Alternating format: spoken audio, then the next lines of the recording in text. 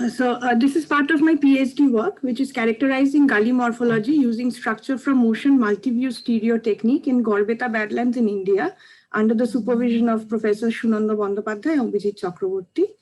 Now, gully erosion is one of the principal causes of land degradation in the humid tropics. And these are some of the areas where we have the largest incidences of gully and ravine lands, which is estimated by National Remote Sensing Agency. Now, my PhD work, a part of it is mainly about studying the changes in gully morphology along the gully length and relating it to the underlying sedimentary characteristics. Now, for this type of very detailed study of gully morphology, what we need is a very high resolution digital elevation data or a topographic data. So for that purpose, we have applied this SFM technique along the entire length of the gully. And we have also validated this using the total station data. And then we have extracted several cross sections along the gully length and measured the morphometric parameters of the gully. Now, this shows the major physiography of the region. We have the Chota Nagpur Plateau on the west. These are the fringe areas of the Chota Nagpur Plateau. And this is called the Rar Plains of West Bengal. And this geologically, this forms part of the Lalgor and Shijua formation. And this subset here shows my area of interest, which is Gorbeta. And we can see it is located on the eastern bank of the river Shilavati. And the average elevation ranges from 40 to around 60 meters.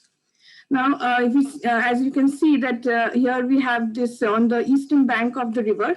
It has incised these deep gullies and ravines forming a badland topography.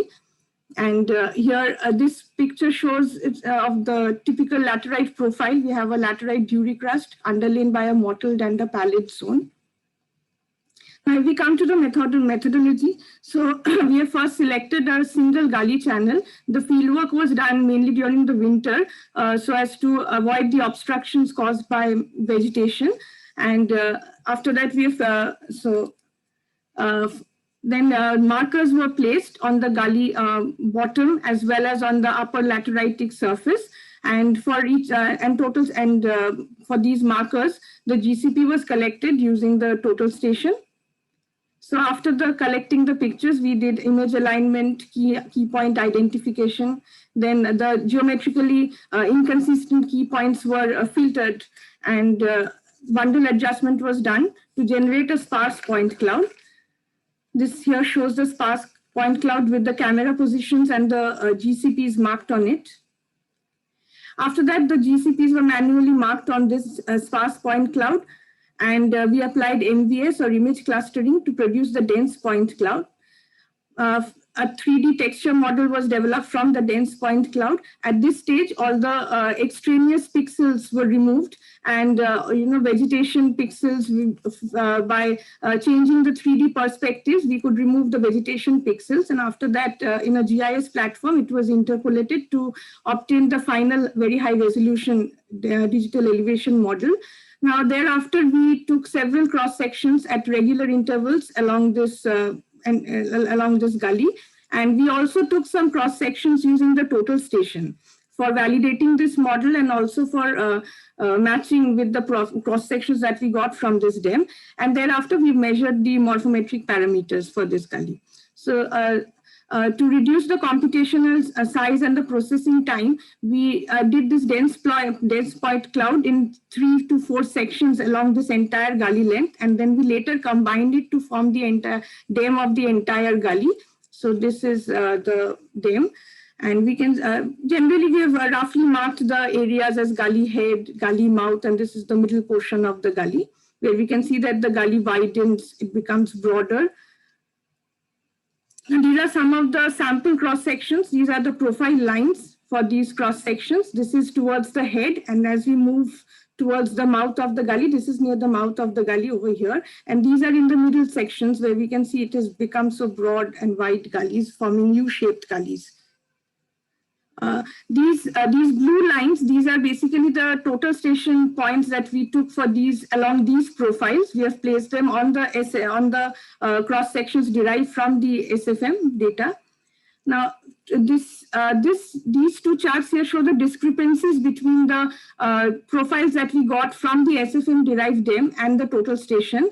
So for each of these profiles, you can see these two lines and along these profiles, at every point where we took the total station data reading, for those points, we have calculated the difference between the total station data and the data derived from the SFM DEM.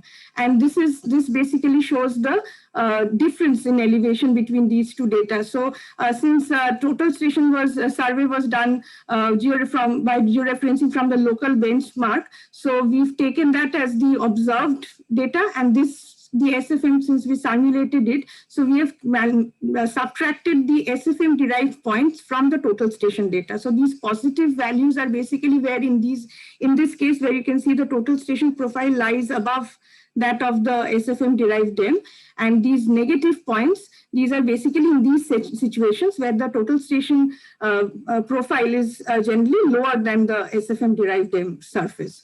So these are this shows the range of errors, and as you can see, this profile 1 is towards the head of the gully, and this profile 4 is towards the mouth of the gully. So this range of data, range of error, it increases as we move towards the mouth of the gullies. Now this here, what we have done is we have plotted this same elevation difference data with the slope percentage. Now, as we see, as the slope increases, the difference between the total station and SFM derived data, this error, this increases as the slope increases. So one of the reasons is mainly because of the difficulty of surveying using the total station instrument, because in this type of rugged terrain, it was not possible to collect data from all these points. So we could only access some of the points, and we tried to take readings at the break-off slopes,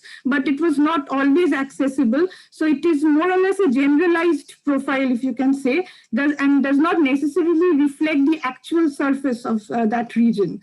So this too mainly, but overall, if we see that there is a close agreement between these two profiles. So this error also increases as we towards where the slope is greater, that means towards these higher cliff areas where we couldn't take the readings using total station. So after that, when we further studied the gully morphology, so taking this is the profile derived from the SFM data. So from that, these are some of the parameters that we have measured directly from this cross-section. These relate to the width of the gully, the depth on the left side, right side, and also the area of cross-section. These are some of the parameters that we have calculated.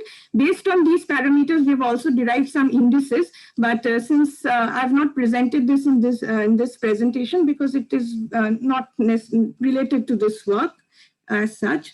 And if we see the long profile of the gully, so we can see that these are some of the cross sections along the long profile of the gully. Now, why do we need to study gully morphology? Because gully morphology can provide a very useful insight into the processes which are happening responsible for the gully erosion processes, because it reflects the gully shape, also reflects the erosion processes. Now, in this particular profile, this is from this upper laterite dew recrust before the gully head cut. Here you see there is a broad shallow shallow channel is formed. This is mainly towards the initiation of the gullies. Now here is the gully head cut where you see a sharp drop, increase in gully depth, and also lateral erosion is more dominant in this area. So there is a sharp drop in elevation. Now, as we move towards the middle of the gully, the lateral, sorry, here, this is vertical erosion. So in this area, the lateral erosion is more dominant, which is why we have undercutting of the steep slopes and the overlying sediment collapses. So it forms a broad U-shaped valleys in the middle portion. Again, as we move towards the mouth, we see the gully again forms a V shape. This is mainly because as it reaches a particular base level, and because of the decrease in bed gradient and decrease in energy morphology, there is in-channel deposition, because of which it again assumes a V shape. Now, very interestingly, we find that as we move towards the gully mouth, there is a dip in elevation just before the gully reaches the river, or there is a local dam in that region. So there is a dip over here, and this increase over here is mainly because, as I said, in this particular profile here, if you can see, the Thalweg is around 38 meters, but here it increases to again around 41 meters. This is mainly because of in-channel deposition.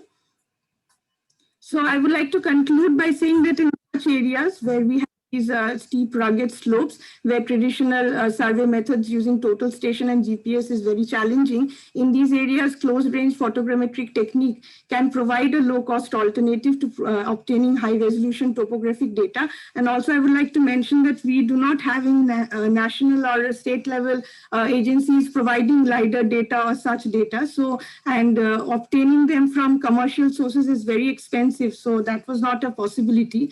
And to use this topographic data derived from SFM MBS, we've also tried to validate it using the total station, and we found there is a close agreement between the absolute height that is given by this dam, derived from this dam.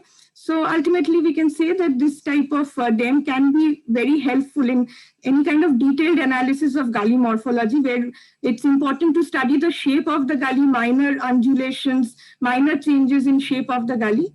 So this provides useful insight on that. So with this, I would like to thank everyone for paying attention. Thank you.